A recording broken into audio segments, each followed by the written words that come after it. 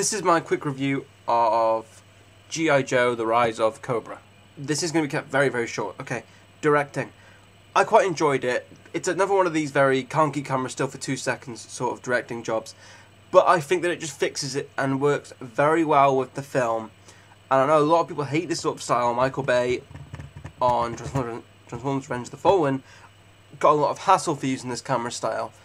While with this sort of film, I think this style of directing just works well with it. And I think people should just go with that. This isn't an art piece that requires a lot of still camera. It's a camera where everything on screen's moving. So let the camera move as well. The writing, it's big, it's stupid. The film makes... The plot is never going to happen. But it does make some sense. I think there's a lot of films that are meant to be a bit more realistic that make less sense. And that's just a damn shame. But I think that the plot leaves a lot to be answered for, but doesn't just leave it there.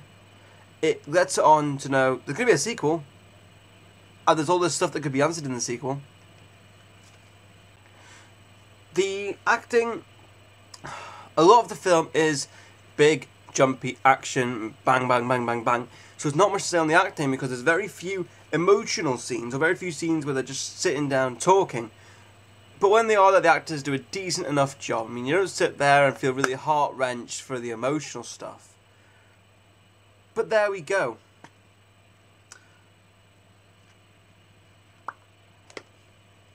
The music, not something that I noticed a hell of a lot. But when I did notice it, I thought it was kind of a good thing. It went with the film very well.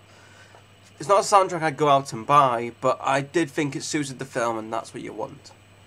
Rewatch value, this is going to be a film that I'm probably going to watch again on DVD, although it might not be a film I run out and grab on DVD. It might be a film I wait for until it gets a bit cheaper, and then I'll go out and get it. And I think that's what's going to happen with this film, is that it's not going to be a rush out to buy it. It's going to be one of those, oh, that's cheap, I'll pick it up, and it'll be watched quite a bit.